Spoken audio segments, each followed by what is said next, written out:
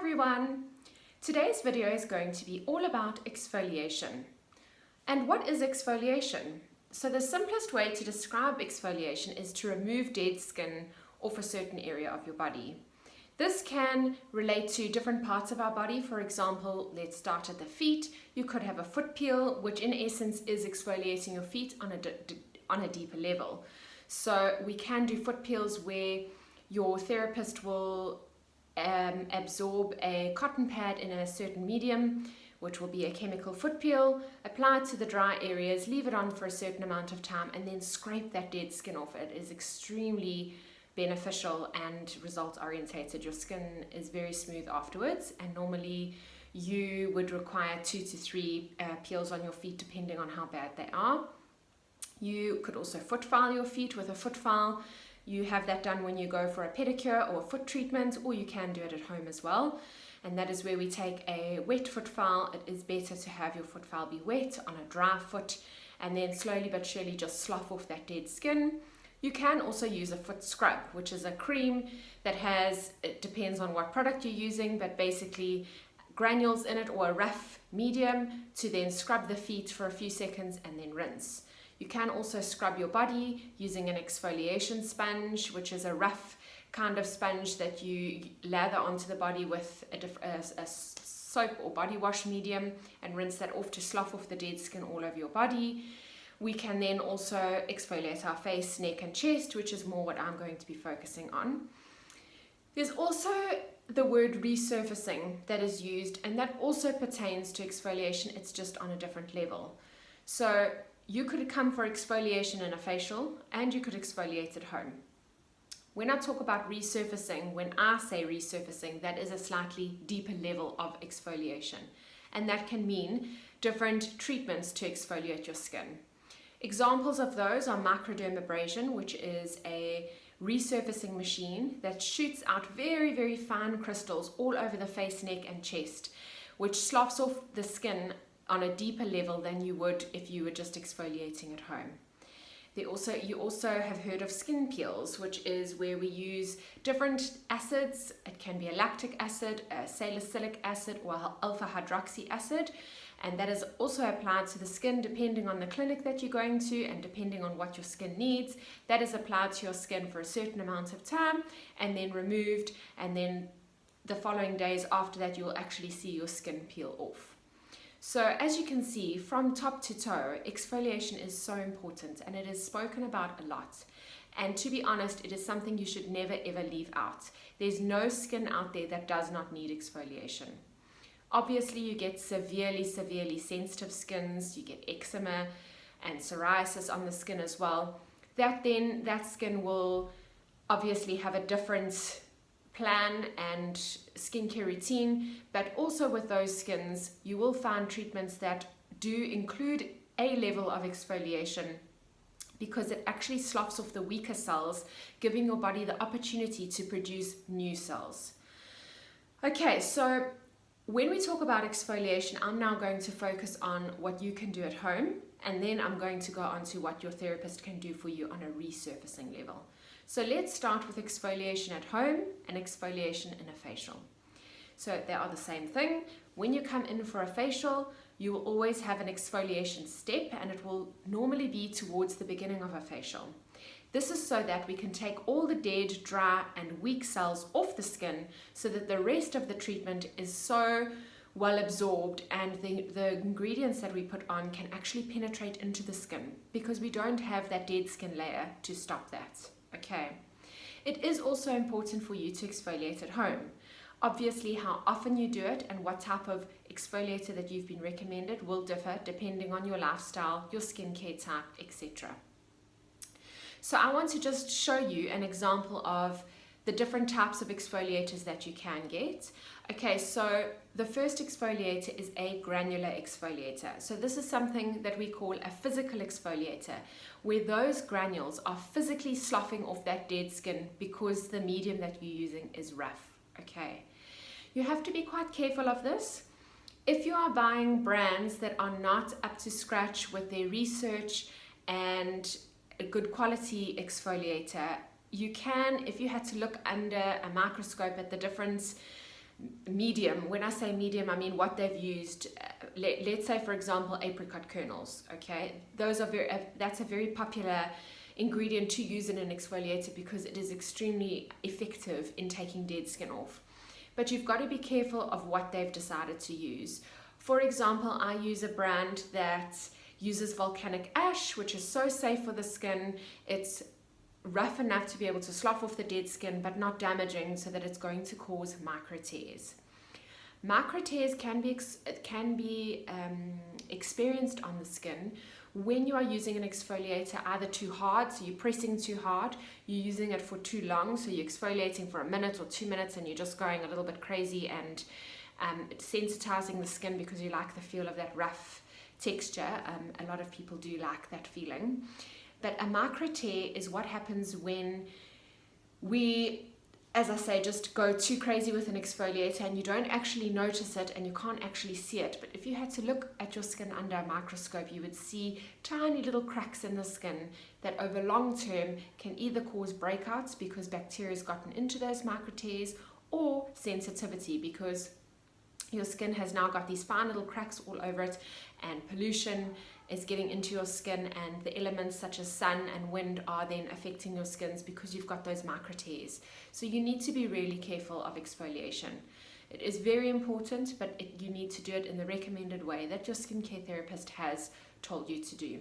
Okay, so the first type of exfoliator that I started with when I said it is a physical exfoliator, so it's granular. So I want to give you an example of what a granular exfoliator looks like. Okay, so I hope that you can all see. You can see there that it is very, very sandy. I hope that it will focus on the granules there, but you can see, and it kind of feels like a creamy, very smooth, fine sand. Okay. You can, off the shelf, you can see some brands will advertise their product as a 2-in-1, a cleanser and an exfoliator. Okay, so you've got to be careful of that because you're not supposed to be exfoliating every day. This one could be very light, so it's okay to use every day, but then it's not effective. So I'm not the biggest fan of 2-in-1s, so my personal recommendation is avoid a 2-in-1 product. You need to use an exfoliator that has been recommended for your skin type and you have been told to use it a certain amount of time. The rule of thumb, obviously everybody's different, as I said, is 2 times a week, okay, twice a week.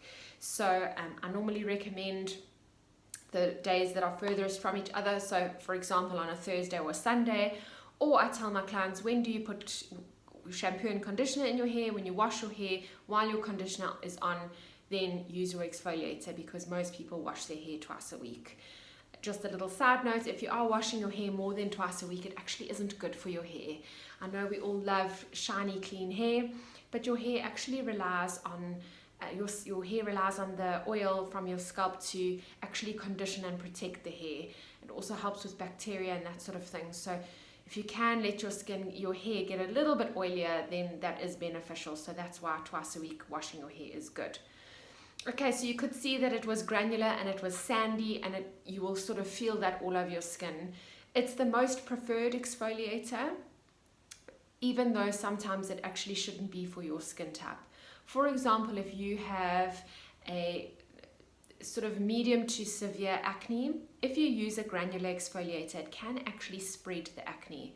It won't spread blind pimples, is what we call, where you've got congestion underneath the skin but it hasn't come to a head, and it won't spread blackheads, but it will spread anything that has a head to it, where you can see that there's sort of the pimple has sort of come to a head, or if there's absolutely any redness, you should avoid that area with a granular exfoliator. As I always say, speak to your skincare therapist. Sometimes I will recommend an acne-prone client a granular exfoliator because not all their skin has breakouts where they are red and inflamed, and that granular exfoliator is going to help those dead skin cells to be removed so that the pores don't block. Okay, so it all just depends. A granular exfoliator will be used on a clean skin whenever you're going to exfoliate your skin, you will always exfoliate a clean skin. So you always cleanse first. If you had to just jump in the shower and exfoliate straight away, you're actually exfoliating your dirty skin. So as you're taking off the new skin, so you are spreading the bacteria into the new skin that has now been exposed from the exfoliator. So please always exfoliate on a clean skin. Okay, the second type of exfoliator that you can get to use at home is an enzymatic exfoliator. Enzymatic means that we've used a smooth medium and put most of the time, it is a fruit acid base from papaya and pineapple, which the ingredients are called papain and bromelain. Those are the little chemicals that we use from fruits. And those are, an enzymatic exfoliator is completely smooth. And so you would kind of apply it like a mask onto clean skin and let it work. And you'll often feel a little bit of tingling. Sometimes you don't feel a tingle. That doesn't mean that it's not working. Okay. And that has to stay on for about 10 minutes. So it is a longer form of exfoliation. Whereas if you use a granular exfoliating, you're exfoliating for 30 seconds and then you're taking it off because you're physically doing the exfoliation. Whereas an enzymatic exfoliator needs time on the skin for it to work. The easiest way for me to explain an enzymatic exfoliator is if you can imagine a little Pac-Man going along your skin and eating all the glue that sits between the dead skin cells and breaking that down beautifully. And then when you rinse your face, all of that will then be sloughed off. Okay. An enzymatic exfoliator is normally recommended for acne-prone skins that have too many red pustules all over the skin, and a granular exfoliator will spread that. It can also be used for a sensitive skin. However, an enzymatic exfoliator does need to also be recommended by a skincare therapist. Because of those fruit enzymes, it can aggravate a sensitive skin. So everybody's skin needs to be seen before you are given something that would be recommended. Enzymatic exfoliators would be the same, about twice a week, obviously again depending on the skin type. I do find that the majority of people don't enjoy an enzymatic exfoliator as much because they don't feel that it's exfoliating. But what I must say about an enzymatic exfoliator is that it really is wonderful because if you put it all over the skin evenly, it's giving your skin an even exfoliation. Whereas if you are doing the exfoliation, you might spend longer on your chin and less time on your cheeks, and so your skin is not evenly exfoliated. So there are benefits to both. It's just what is number one recommended for you, and then number two your personal preference, and hopefully those two match. Okay, I just want to give you an example of what an enzymatic exfoliator looks like so that you can see it's normally quite a thick gel consistency. You can see over there it's completely smooth, and they always have quite a nice yummy smell to them because most of the time a fruit acid is used. Even if it's a salicylic acid, it has quite a pleasant smell. I just want to show you a different brand just to show you how different the exfoliators can be.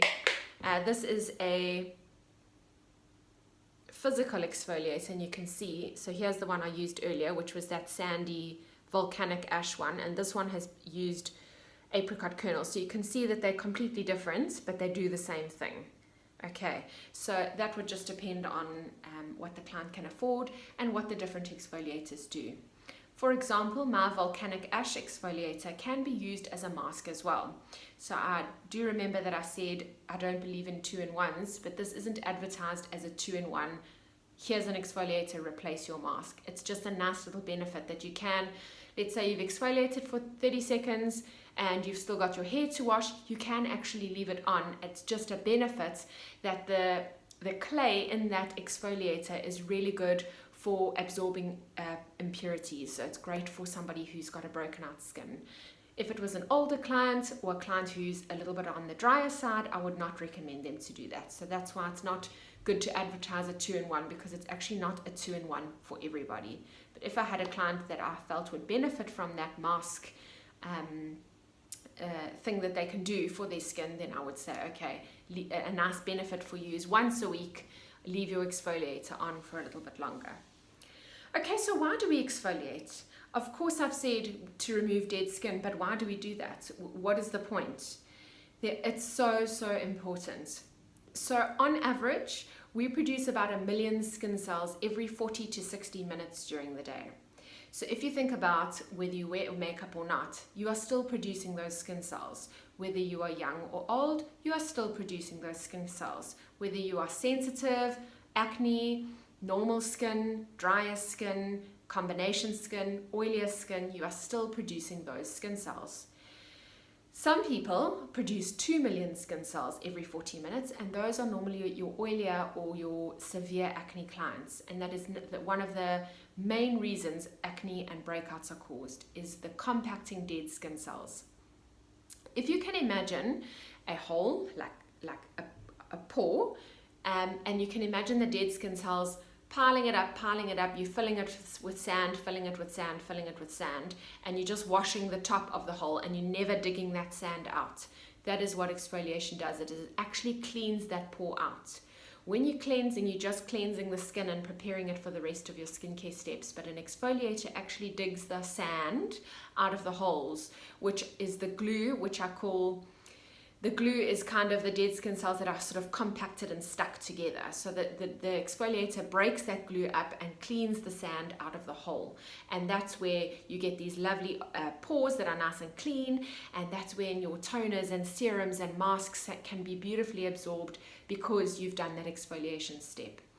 I can guarantee you that you will not get full results from your skincare range unless you are exfoliating. You absolutely have to exfoliate in order to be able to get the wonderful benefits from the serums and the moisturizers that you are using. I can't tell you how many times I've spoken to clients and they're using wonderful products that I so recommend and I'm happy that they're on them, and they say, but I don't know why, it's just not working. I just don't feel like it's working as well, and it's supposed to be for a dry skin. And I'll say to them, are you exfoliating? And they'll say no. So basically, if you can think of a piece of cling wrap over your skin and you are then putting a moisturizer on, it's not going to get in, is it? No, because you've got that cling wrap there. The exfoliation basically removes that cling wrap so that when you put your moisturizer on, your skin is clapping and happy and it can absolutely absorb it. Okay.